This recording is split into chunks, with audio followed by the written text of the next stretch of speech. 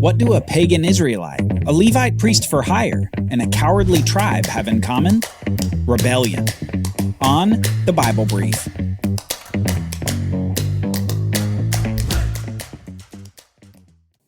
One of the greatest mistakes that we can make is to assume that God's blessing is attached to ritual. If I go to church, God will bless me. If I read my Bible in the morning, God's obligated to give me a good day. If I say a prayer and really mean it, God must answer it with a yes. Rituals can be of great benefit to us as we seek to honor God, learn the Bible, and converse with God in prayer. But rituals at best point to something else. Going to church points to the fact that God made us for intimate community with other believers.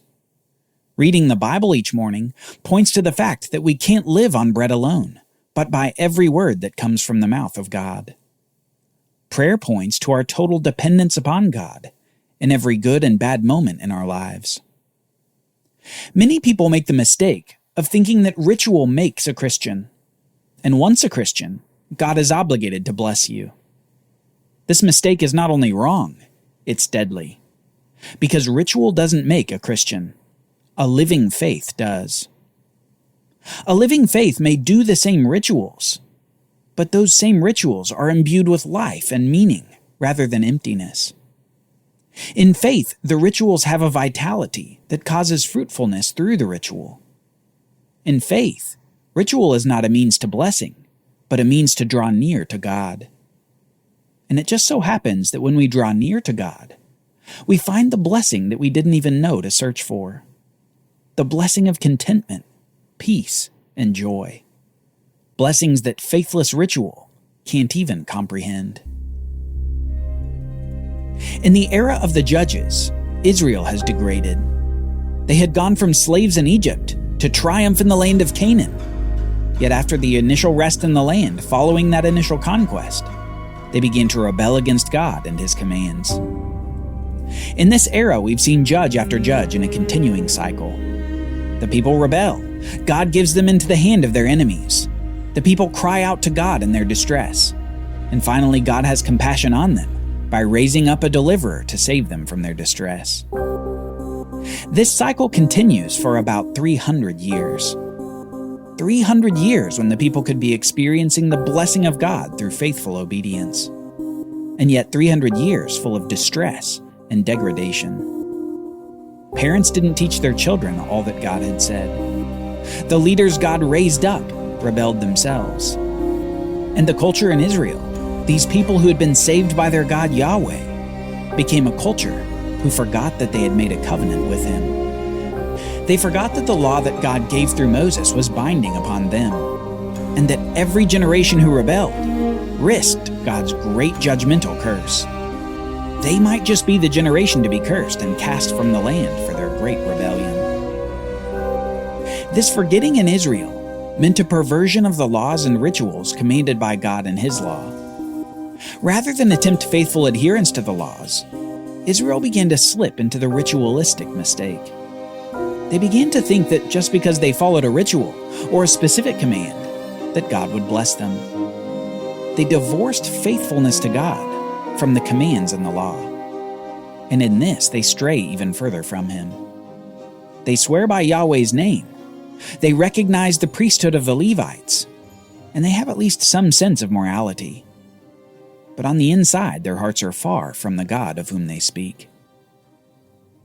We get a taste of this in Judges chapter 17, a chapter that begins in an unknown time period within the Judges era, a time period not revealed until the very end of the story. There was a man in the hill country of Ephraim whose name was Micah, and he said to his mother, "The 1,100 pieces of silver that were taken from you, about which you uttered a curse, and also spoke it in my ears, behold, the silver is with me. I took it." And his mother said, "Blessed be my son by Yahweh." And he restored the 1,100 pieces of silver to his mother.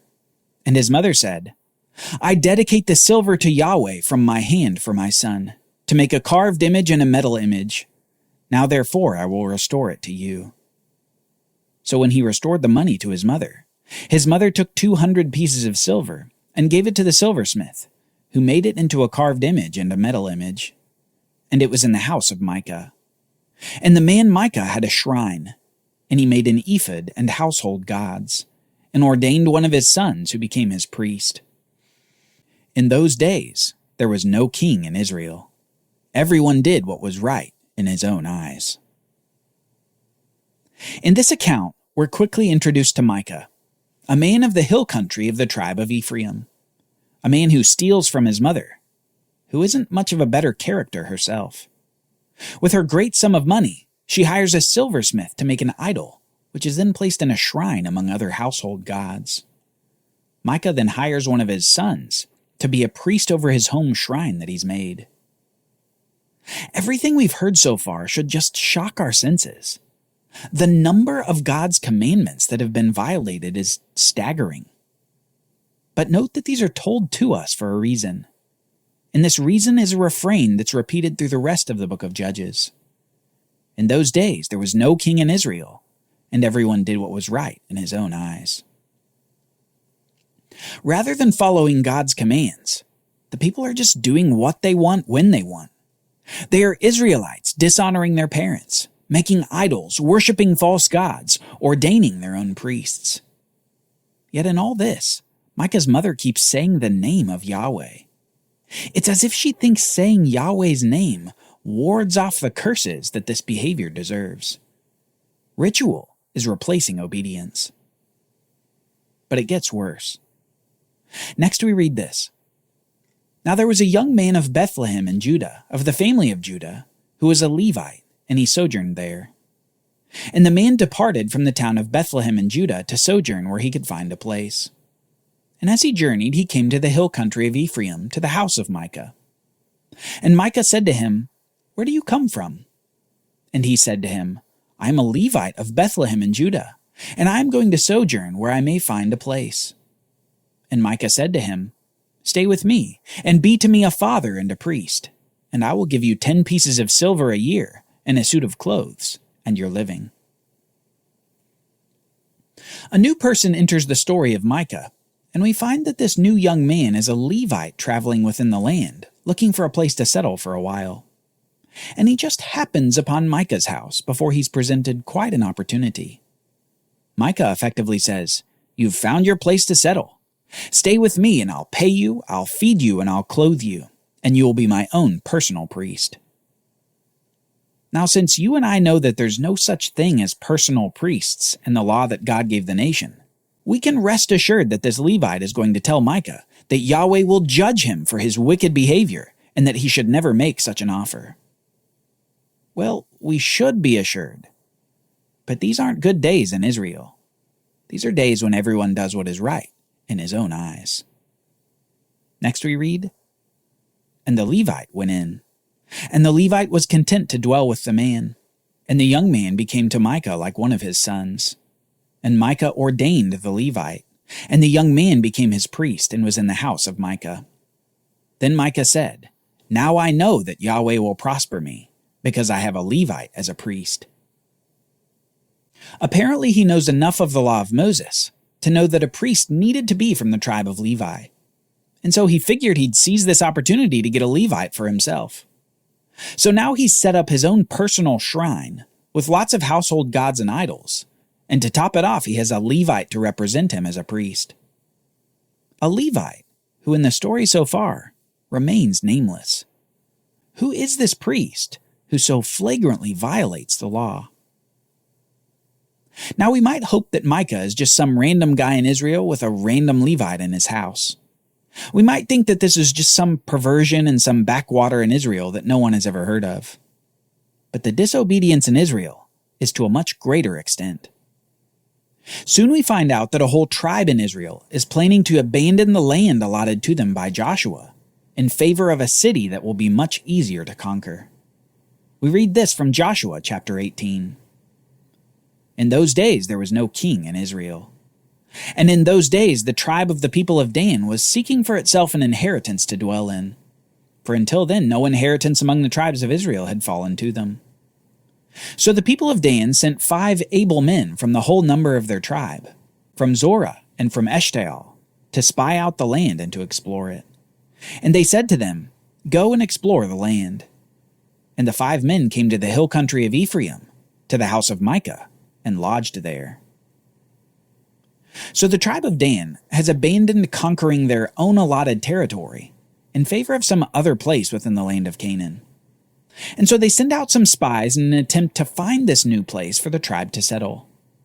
And where do these spies lodge? But the house of Micah, which is where the plot thickens.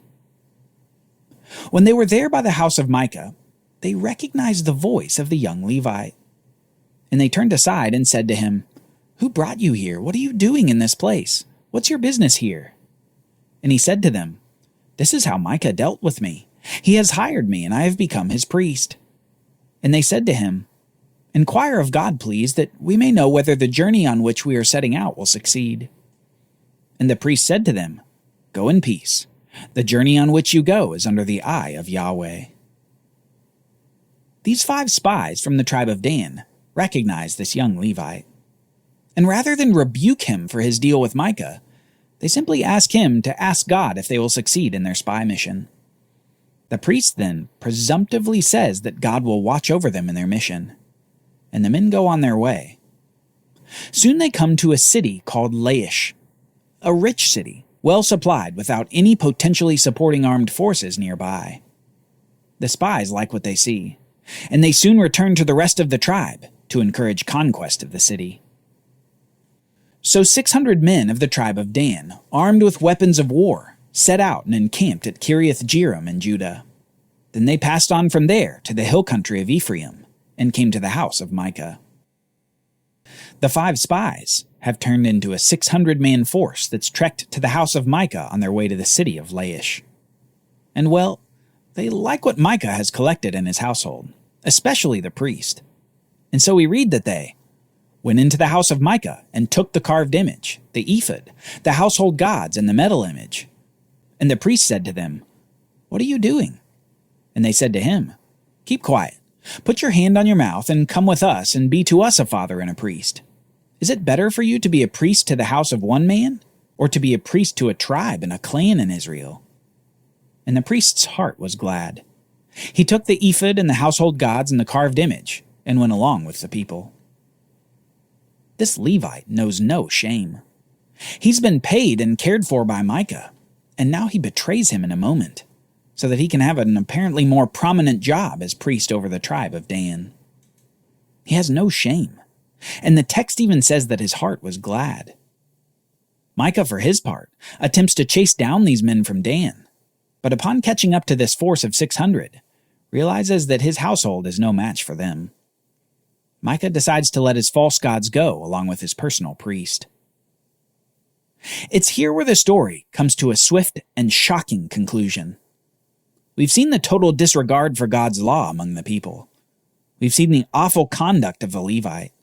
We've seen the disobedience of the tribe of Dan. But here at the city of Laish, we get the reveal. Who is this priest? The people of Dan took what Micah had made, and the priest who belonged to him, and they came to Laish, to a people quiet and unsuspecting, and struck them with the edge of the sword, and burned the city with fire. Then they rebuilt the city and lived in it, and they named the city Dan, after the name of Dan their ancestor, one of the sons of Israel. And the people of Dan set up the carved image for themselves. And Jonathan, the son of Gershom, the son of Moses, and his sons were priests to the tribe of the Danites until the day of the captivity of the land. The identity of this priest is one of the greatest shocks in the whole book of Judges, because his identity reveals something about Israel and about the time frame of this story. We might assume that because the story falls after Samson's in the book of Judges, that this occurs hundreds of years after Israel had initially conquered Canaan. But no. What we find out is that all this corruption, all this disobedience, was occurring within 2 generations of entering the land. The degradation of Israel wasn't on a soft downward slope. It was in free fall as soon as Joshua's generation died. God's people had turned their backs on him all the way up to the grandson of the great prophet Moses. If a great priest like that had turned away from God, was there anyone who was faithful?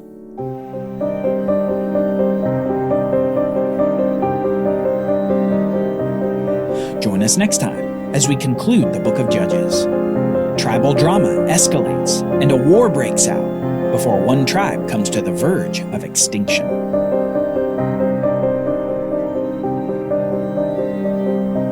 The Bible Brief is brought to you by the Bible Literacy Foundation, dedicated to helping people like you learn the Bible.